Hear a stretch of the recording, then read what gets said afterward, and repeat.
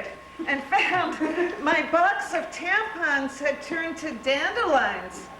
God to see, just like in the TV ads.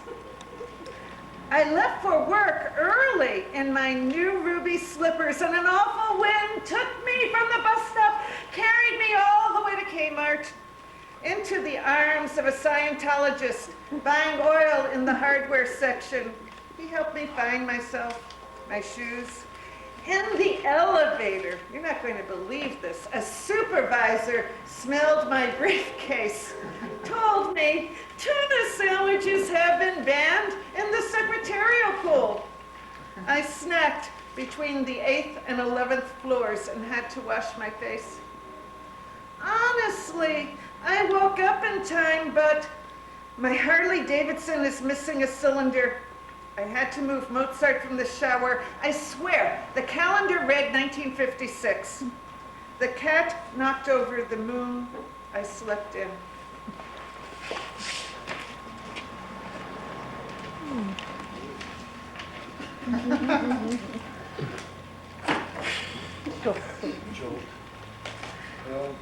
I got off the bike. I took a journey up Kearney. Got weary by Geary. Drank a beer on Spear. Smoked a joint on North Point. I lost my way on Clay. I'm looking handsome on Sansom and feeling wholesome on Folsom. I met a coward on Howard who lives in a garrison on Harrison, and a sailor on Taylor who lives in a gutter on Sutter. We drank tonics on Masonic, met the Hulk on Polk, who was straight on hate that turned gay on Bay. We met a rich on Rich who reached the tarot on DeHarrow and tried to save us on Davis. I saw a politician on Mission who made a speech on Beach about a welfare cheat on Tree, who uses food stamps to buy wine on Pine. I saw a giant on Bryant who teamed up with a 49er on Steiner and went around beating up Dodgers on Rogers and Raiders on Schrader, not to mention Lakers on Baker and A's on Hayes. You met a whore on Dorr who tried to wrench on Valencia. I used to baller on Waller, we'd buck some on Bluxom, and she'd give great moans on Jones, and would always come on drum. I remember you well. You drove a bus on Russ until it lost a wheel on Beale, and then you used to park it on Market. Did I get your package to you quick enough, sir? Thank you, Zoe Noe, you're humble and lovable. Fuck you, sir.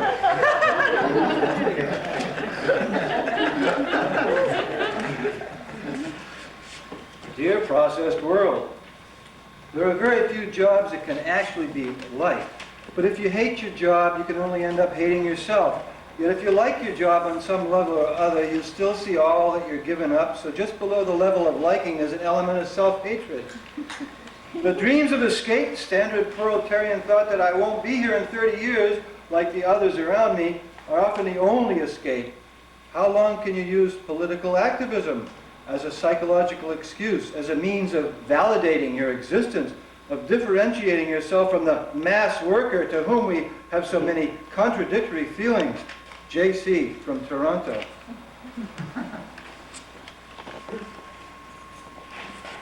Keep Jane's fingers dancing. Secretary Jane's keystroke count can slump anytime during the first hour of work before sleep's cobwebs have cleared, at 11:45 when thoughts of lunch intervene, or after 3 o'clock in that mid-afternoon doldrum. Whenever it happens, Press, Performance Reinforcement Electronics and Software System, is ready to help. If Jane's count drops below your chosen margin for more than 3 minutes, a subliminal warning flickers at the top of the screen. If Jane still hasn't pulled herself together after 2 more minutes, a healthy 1-second jolt of 50 volts pulses out of her specially modified keyboard and grounds harmlessly through her chair. It's guaranteed to get her moving again. And if Jane steps away from her desk for more than 3 minutes without prior supervisor approval, Press will dial out a similar jolt as a little corrective reminder when she sits down to work again. Press, the automated zap that gives your workers zip. From Contact, people like you helping people like us help ourselves. Manuscript found in a typewriter. There was a feeling of uncertainty involved in my returning to work after a long vacation, compounded in equal measures of disgust and relief. Disgust because I had to submit once again to wage labor in general, and to the peculiar rituals of corporate life in particular. Relief, because my survival conditions were not going to be as precarious as I had feared earlier that week. Somebody who surrenders to a blackmail scheme must feel the same way. Despite his attempts to reassure himself that he's doing the right thing under the circumstances, after all, consider the alternatives. What else can you do? And so on. He cannot conceal from himself the humiliation that lurks at the bottom of his stomach. Immediately after I walked in, introduced myself to the supervisor, and found an empty desk, I was put to work transcribing a tedious legal document, dictated by a disembodied individual who sounded as if he made it a habit to speak with pebbles in his mouth. What struck me about this was that my supervisor had tacitly assumed that what counted in this job, as no doubt with hers, was the what and not the why. You had a job to do, and you did it. And since that unwritten rule obtained in every other corporation, regardless of whether that firm did management consulting, real estate speculation, or constructing nuclear power plants, what difference does it make if the purpose of it all is known? It comes down to the same thing no matter where you work. No matter what job you do, you can learn everything there is to know about it in a matter of minutes. After that, there are only details, sometimes perverse, sometimes complicated, but always insignificant in comparison to the basic structure of the tasks performed. About an hour after I'd walked in, I felt that I had been working there for months, and I still didn't know what the company did in the first place. Horrors of Pooper Scooper You by Melinda Gebbie. Pooper Scooper You, a pet hospital stuck like a hairball in the throat of one of San Francisco's poshest enclaves. I got myself hired as a receptionist there in a moment of economic panic. 3 months later, the obsessive cocker-suckers and poodle-diddlers that stump and stagger through PU's piddle-varnished portals have me baring my teeth. So has my supervisor, an obese Shana Na fan of neo-Nazis, known to the rest of us girls as the Elephant Woman. Not to mention the stunningly meager pay rate, $3.75 an hour, or the exalted status I enjoy as one of the kickballs on the front desk. But the best part of this 9 to 6 stint is that it offers no opportunity for advancement, let alone for taking a creative 5 minutes on the crapper. The very personal habits of the doctors must be considered at all times. One never snarls, "Young Doctor is having a bowel movement, and if everything comes out all right, we'll call you back." Rather, one chirps, Doctor is presently in long-distance consultation with the Philippines. When he's through, he'll be most happy to guide your beloved Doberman through the miraculous journey of her first natural birthing." Yes, PU's receptionists must know their stuff, especially over the phone. Suppose a young interior decorator wants his cat declawed and dyed violet within 3 days. Never mind the cat's feelings. Will it be detrimental to the orange-focused bedroom scheme? And telephone procedure is inflexible. When a pug plummets from a 7th floor window and the owner inquires, "Is your nose listless? Do you think it's due to the fall?" You must go through the catechism with the demure calm of a nun on Valium. Has he seen a doctor since the accident? Is he bleeding? Is his stool abnormal? Is he vomiting? Is he eating? Amen. Well, he hasn't really moved much. He sort of lies on his back and he's sort of stiff when I pet him. Then and only then you coo, "Sir, here is the number of Bubbling Wells Pet Cemetery located in picturesque Sonoma." Most traditional feminine occupations exploit our maternal impulses. The teacher's aide cleaning up after British children, and the secretary after childish brutes. PU expects its desk jockeys to extend this motherly attitude not only to the furry parasites which are its patients, but to their owners and the doctors as well. No one but a congenital idiot would pursue a clerical career at PU. Even the pink-collar hobos, the temp worker types who change jobs the way richer women change hairstyles, don't stop here much. They choke on the mingled stench of piss, puke, and panic even before they hear about the pay. The rest, like the patients, they come in combinations of 4 basic shades: newborn, desperate, decrepit, and anesthetized. Girls fresh out of high school grabbing for the bottom rung, shell-shocked divorcees tiptoeing timidly into the labor market, weary spinsters whom inflation has elbowed out of an early retirement, and aging young ladies still listening for the hoofbeats of Prince Charming's charger. Solidarity might as well be a brand of margarine to most of them, especially Ms. Fink, whose favorite trick is to yell at her colleagues for making filing errors just as the Elephant Woman lumbers by. Some even join in the guilting bee, like prim little Jersey and Pearls, who never tires of asking, "But isn't it the animals we're here for?" Only the real basket cases can stand it for long. PU's door doesn't just revolve, it spins like a centrifuge. So goodbye to Pooper Scooper U. Goodbye to the puppy paramedic corps and its pissing and moaning, yapping and scratching clientele. Goodbye to the cat care club, where tortoiseshell curry combs and French satin ribbons decorate lumps of hairy fat that can hardly waddle from bowl to box to bed. Goodbye to being ranked lower in the scheme of things than Persians and their fleas, pit bulls and their diarrhea. Goodbye to all the mental cases who hallucinate an intimate world of love and understanding around retarded mutant carnivores like Elmo the Basset Hound, known to his owner as the only man in my life. My case is closed, but there'll be many more to follow in my footsteps on this particular hamster wheel. A world which mass-produces loneliness and boredom, always a little faster than it mass-produces the merchandise meant to make up for them, will ensure to that.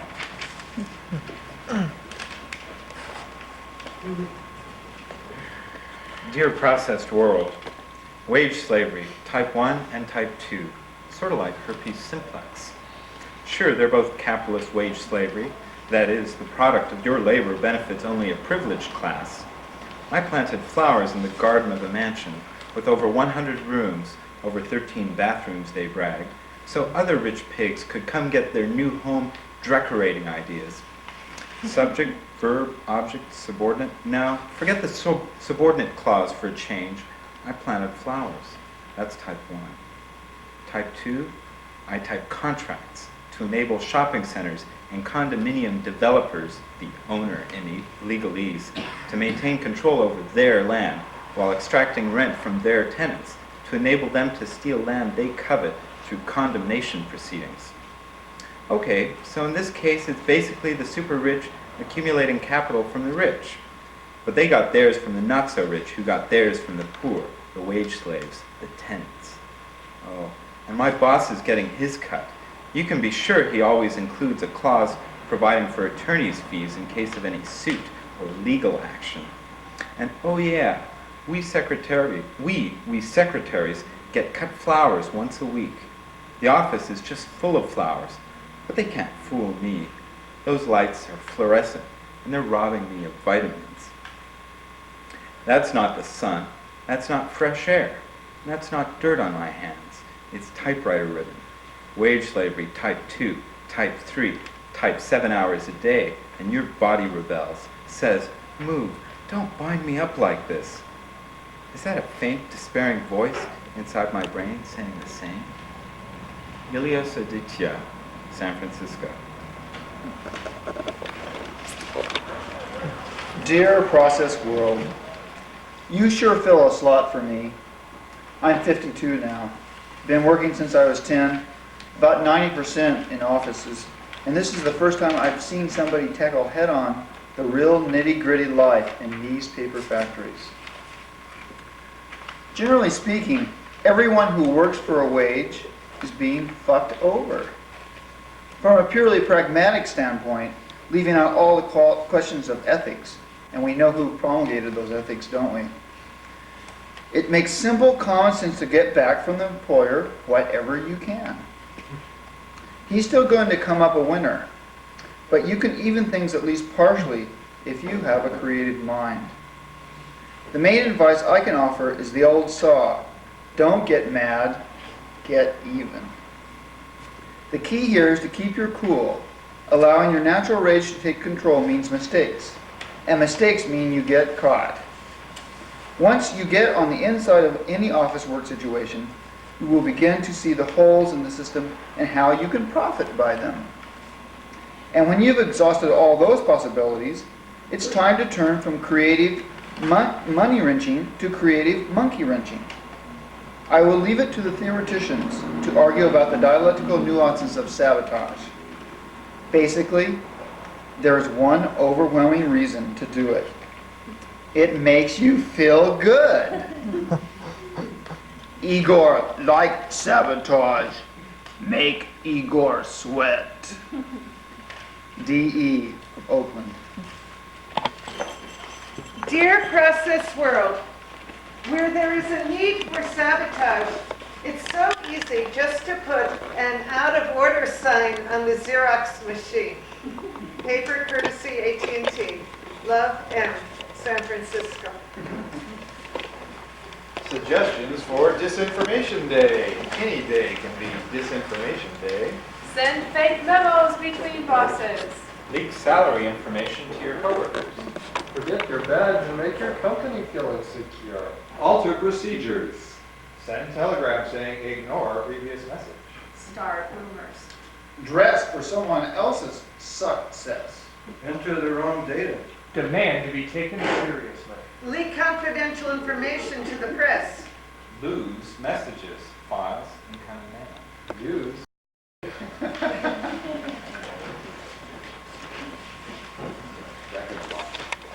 Opinions. They're personal, like the teeth glistening on their wire next to the bedside, like the numeric ID rigid between leather, the new upholstery, and the prescription for rest. Each morning a fresh catalog sprouts rolled up on the doorstep. For him, something restrained and conservative, polished mandibles and a gunmetal finish. For her, the very thing, fluffy, with lots of tiny bells. All set on foreign affairs, nestles in the purse or the lunchbox. So many we're giving them away by the squirming handful. At party time, they whine and scratch at the door. You let them in and they frolic on the carpet, trailing silvery threads of drool. How cute! Where did he learn that? I prefer 8-legs myself. But careful, after a few drinks they can get nasty. A toothy little skull crunched underfoot and, who asked for yours? It's best to keep them on a leash at all times. Make sure they get plenty of blood for when our smile comes to the door with a clipboard asking to see them. Then bet on the favorite and watch it coming ahead Friday on the late news. Above all, be sure to lock them indoors at night, safe from the floating shadow with owl's eyes, whose wing beats trouble your sleep into sweat and waking rage. Remember, they alone are the measure of your freedom. Without them, we could never decide what is best for you.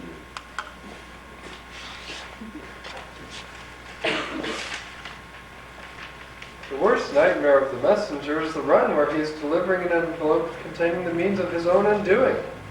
The manila envelope that he's rushing across town or uptown or downtown is carrying the eviction notice from the landlord that will throw the messenger out into the street, his workplace.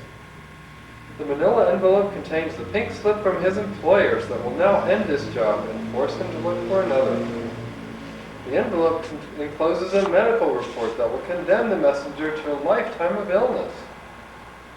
The envelopes carry letters from one great power to another that will involve him, unwittingly, in sordid intrigues that will seal his fate. The envelope contains a message which concludes with the inexplicable but irreversible command to eliminate all traces of itself, including the one who delivered it. In fact, the messenger is always delivering the means of his or her own undoing, even if only in the smallest of ways. Every message is stained with one tiny drop of blood, and the immensity of delivered packages and envelopes and commodity forms of all kinds is a sea of life's blood, flowing from the exploited work of this small army of messengers into the ocean of blood of all the world's exploited and oppressed and enslaved labor, down through history.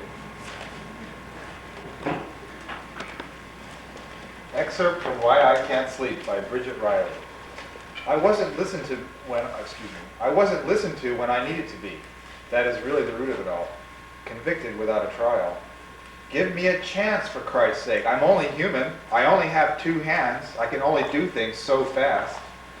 They expected more of me than I could give, and they punished me for not being able to give it. They screamed their demands into my ear till I was so nervous I couldn't think straight. My hands were shaking, so I dropped what I was carrying. I couldn't do what they demanded because I was too nervous. And they said it was my fault. They didn't listen to my defense. If you'd be easier on me, I could do it better. They would just rejoin. We have no place for softies here. If you're not tough enough to handle the job, we'll find someone who can. You can be replaced, you know. I never said I didn't want to work. I said I didn't want to crawl around on all fours and eat shit and say yes sir to some jerk with half my intelligence. If that's what they mean by working, then no, I don't want to work.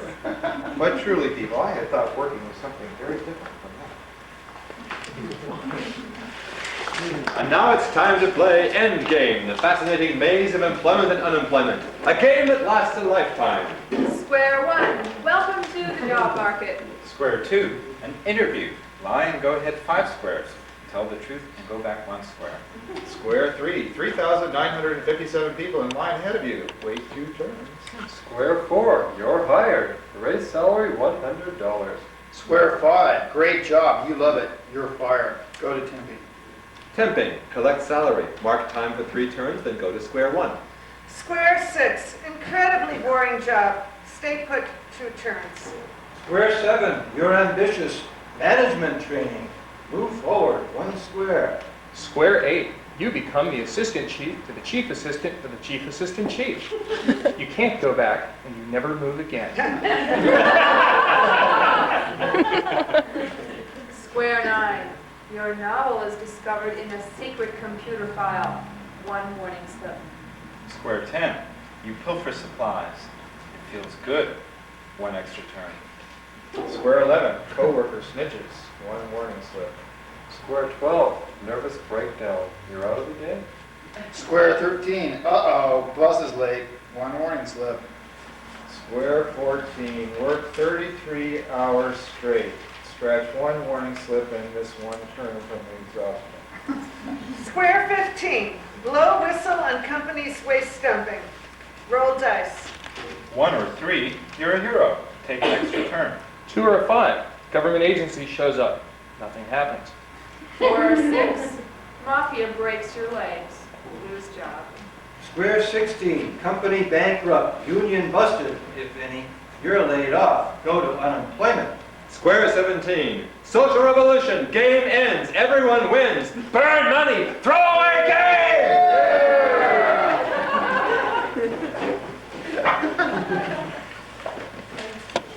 Going for a job by me. I am going for a job interview that may change my life. As I enter the conference room, a piece of snot falls from my nose and just hangs there. My whole future is dangling. My mind is suspended. I don't know what to do. Questions are being asked. Why do you want to work here? They'll find me out now. When will you be available? I'm hanging on for dear life from a giant slippery piece of snot. You're hired, they tell me. You'll fit in just fine. Here we all have snot hanging from the nose.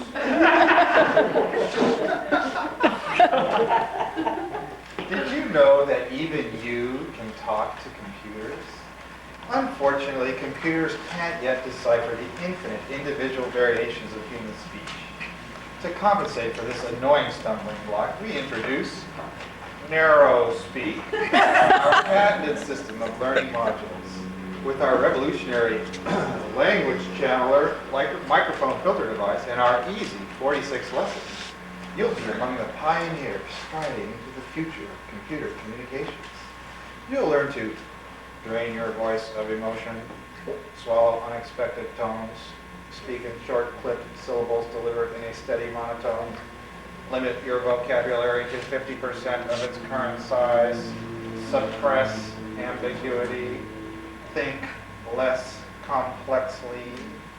Speech Cleaners Incorporated, taking a step backwards to take a step forward.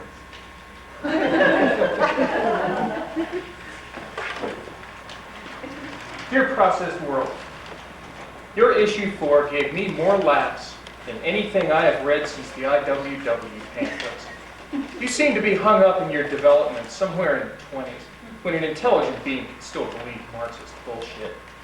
Fantasies about sabotaging computers, fighting work quotas, and assassinating bosses illustrate your failure to understand what the world is all about. Denigrate, if you must, the childish $50,000 a year executive, but realize that it may be only his childish desire to live in Frisco rather than in Colorado or Korea that keeps your job around.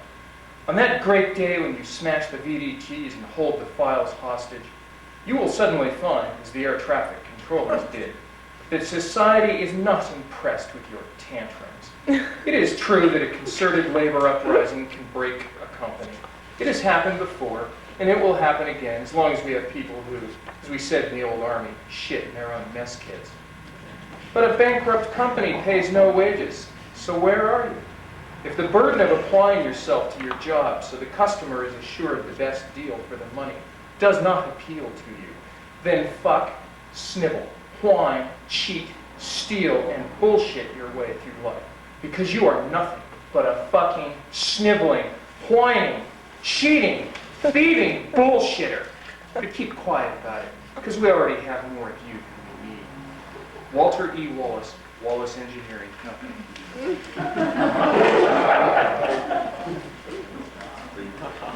That's nice. Dear people, the place where I work is unbelievably straight. Today I was blowing my nose in the bathroom stall, and my schnoz was going hum, hum, as it is wont to do. I noticed by the little white sleep bags under the next stall that the old bosso was trying to take a little dump right there next to little pink-collared me. So, to get her embarrassed, I said, "It sounds just like a moose call, doesn't it?" Another pink-collared slave would have giggled or said, "I thought that was you." My boss said nothing. When we got out to the old sinks, I took my time washing my hands next to the old boss.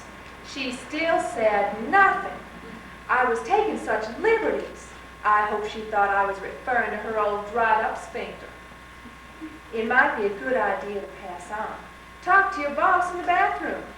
You can't get in trouble. No one is doing any work. It gets them all upset because A, the human side of them is exposed, if you will. B, they're at your mercy. And C, if you act real sunny and bright, they can't say you're being obscene, and that gets them even more. Try it. Love, RM, Atlanta. All right. My lead at work. She's not a real boss. Not really. She does the same work we do. She can neither hire nor fire. She shares her food, sometimes brings something, licorice malted milk balls, a homegrown tomato, especially for you. She's nice. She gardens, will not tolerate a racist joke, has had a hard life. Her husband left her on Valentine's Day. Her husband throws garbage in her yard. Alone at night, she hears strange voices. She will give you a ride home, rather than see you wait alone on a dark corner of a bad street for a bus. But when she's there, no one talks about the price of gas, or how the light from the machines hurts our eyes, or how we don't get paid enough, how food and apartments cost too much. There are no complaints. In fact, we don't talk about anything when she's there.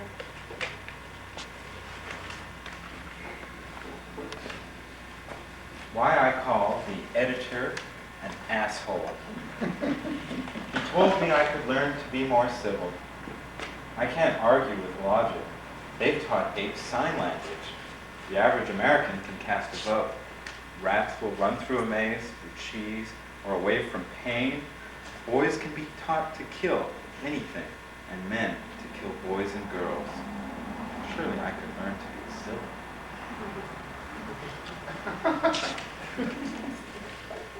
To NASA with Love by Linda Thomas. On with the space program. Shuttle shall not cease.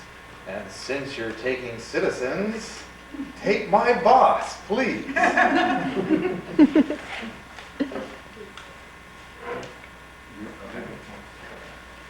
Mid-course career change option. I think I'll tour the free trade zones of Asia and entertain the robots by telling human jokes. Missing work. At the bus stop, a blue Chevy pulls up. "Hey," the man says, "I don't know you, but if you don't mind missing work, I'll take you to the park and bludgeon you to death." "Okay," I say, and get in.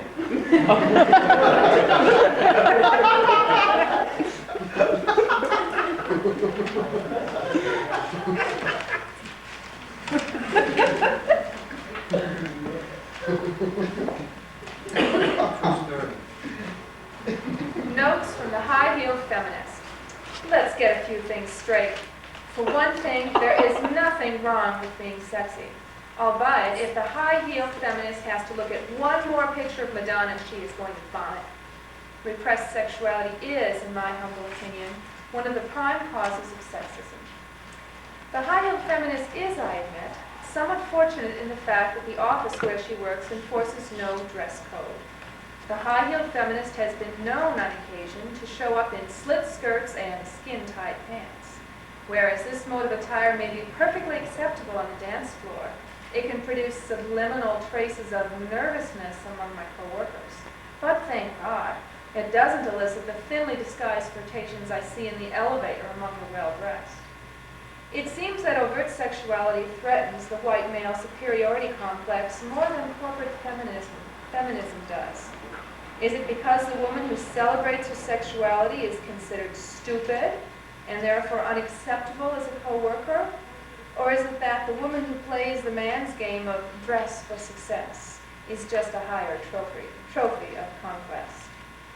Now, don't get me wrong. The high-heeled feminist doesn't go out of her way to dress provocatively. No, the high-heeled feminist dresses as if she were on the dance floor, because that is bloody well where she'd rather be. Love and Anarchy, the high-heeled feminist.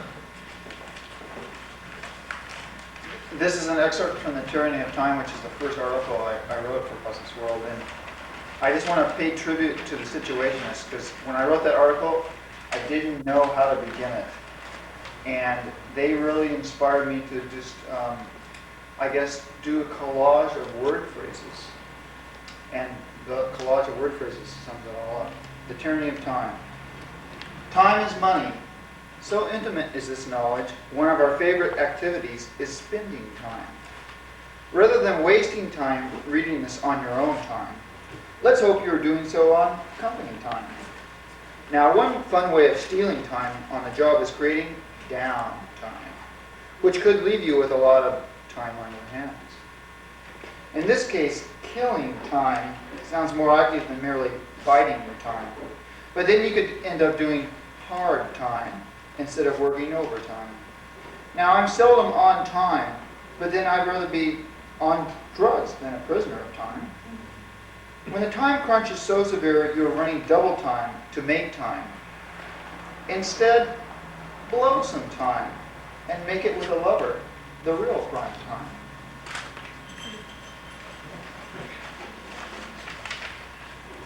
No poetry. No poets allowed. Poets speak softly, but they scream too loud. By the same author, Thomas. Pubic Poetry 1. G spot, see Dick jump.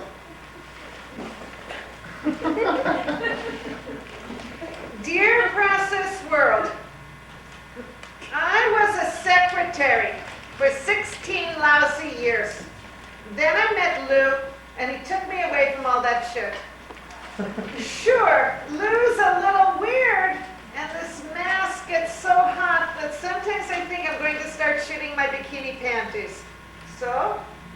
But then I look around at this beautiful condo, and hey man, I'm loaded on ether from noon on, which is when I get up, till 4 in the morning, which is when Lou usually crashes. The insane slug-like whiff brain. And yeah, you better believe this beats the office job. It beats it in spades. So tell all your readers, especially those poor, mousy little secretaries and file clerks.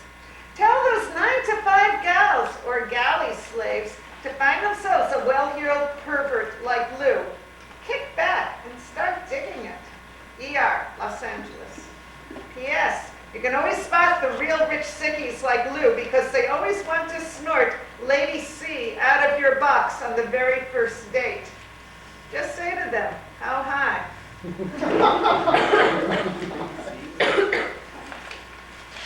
Are you alienated? Of course. And cut off from my real self, afraid of being subsumed by technology, and uncertain of the existence of a supreme being. Horrified by the excesses of modern culture and its vain motivations. Sadly uncertain that human beings are essentially good deep down and routinely exist in a state of shocked absurd happiness. I see. What about me? Well, I'm just like you, but I'm addicted to Alcohol, and I'm sexually obsessed, so I don't feel it. That's reasonable.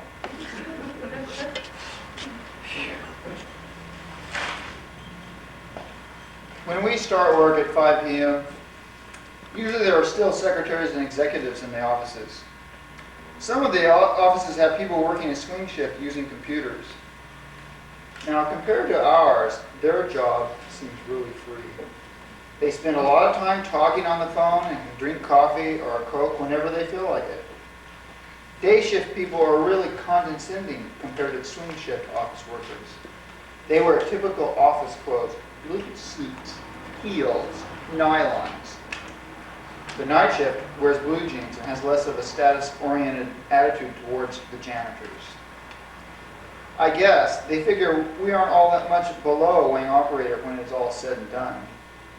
But there is still this attitude of, geez, I'm glad I'm not scrubbing commodes for a living. That sort of lets you know they might go out for a beer with the boys from the mailroom, but there is a limit. Sometimes we get around to, how much do they pay you guys anyway? And some are shocked to find out they make less than even a janitor, for God's sakes. But still in all, they are a hell of a lot nicer than even the most sympathetic executive types. We can't use the phone at night.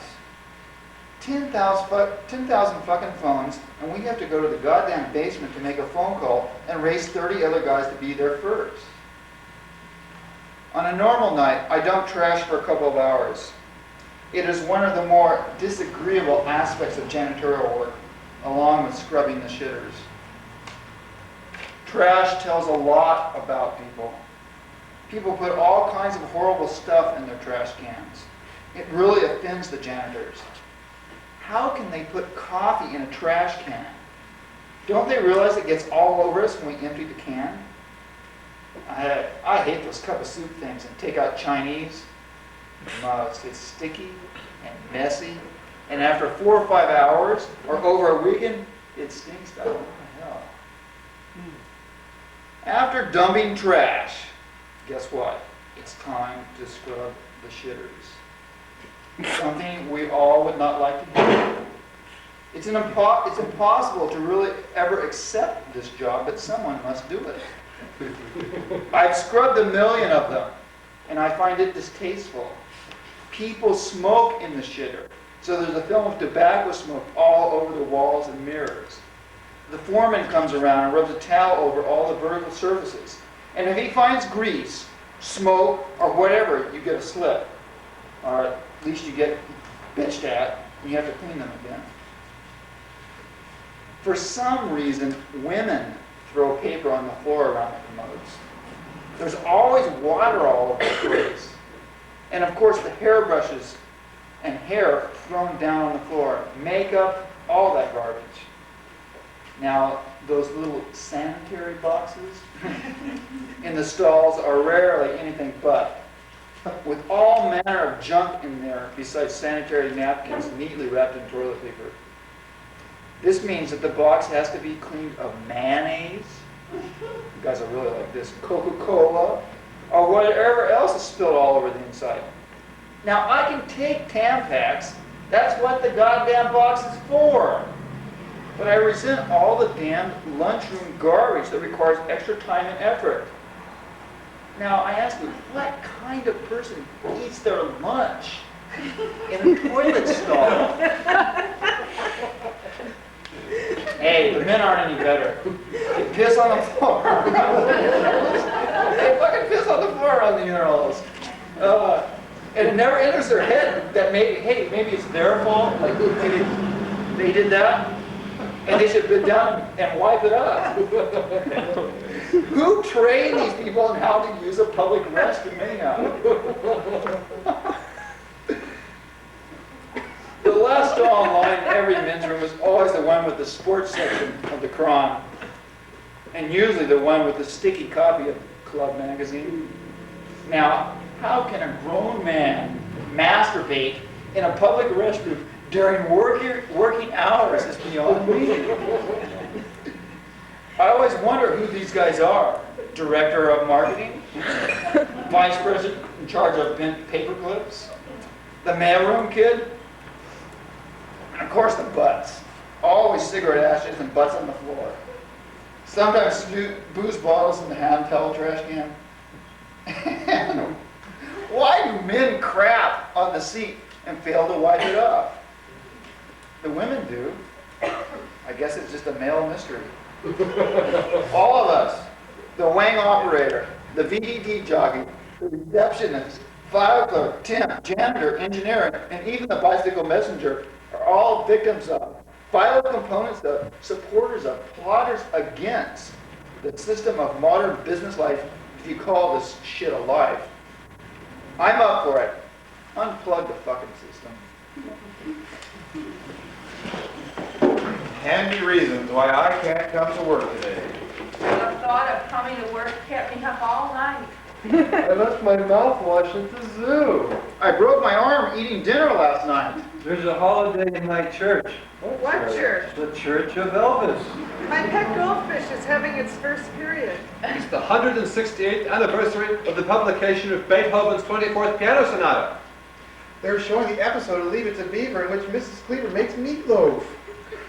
I'm still mourning John Lennon. Well, I decided to walk to work today, but I won't get there till tomorrow.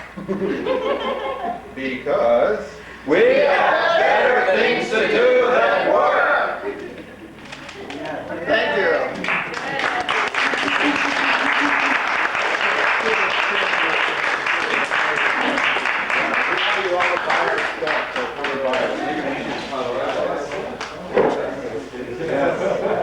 Congratulations on your appearance. Aren't you glad it's Saturday tomorrow?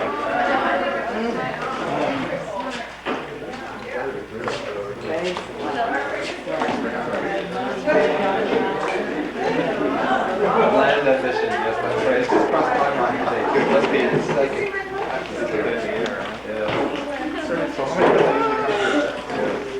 It certainly used to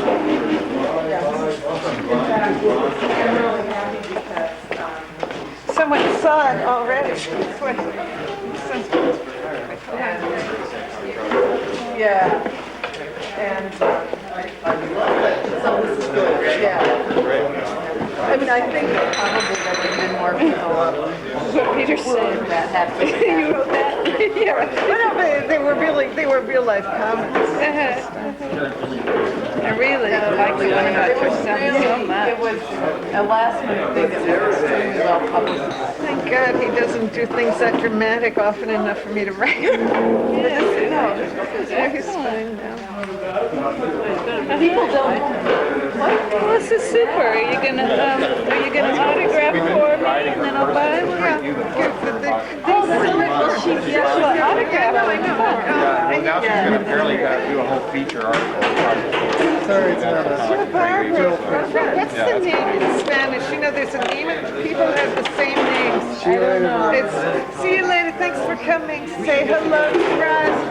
To my I used to clean New York theaters for weekends. For Jesus Christ. Eileen Carter and I put it together. And the most common discussion other than bathrooms were unbelievably horrible was that we often found rats running Coca-Cola in the aisles. Yeah. The Coke killed the rats. And they were stuck and I kept remembering the smell of Coke. No babe here. No babs. No babs here. Thanks for remembering. He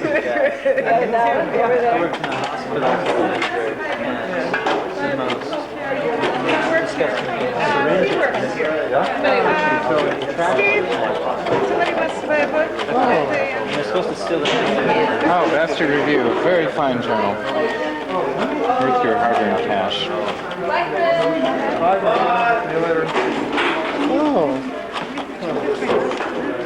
well, there's nothing planned. An illustrious. What's that one? List of contributors. Ah, that's faster. Even a William Gibson story. Oh, I have to get one of those. read about this in there. Oh, yes? You know what we have to do now? What? Go shopping. Used to be 89 cents, and then it became Well, you're Bastard living in the Review. right part of the world. 24 hours. That's what Pleasant Valley did. Excuse me. I like it. Gee, I'm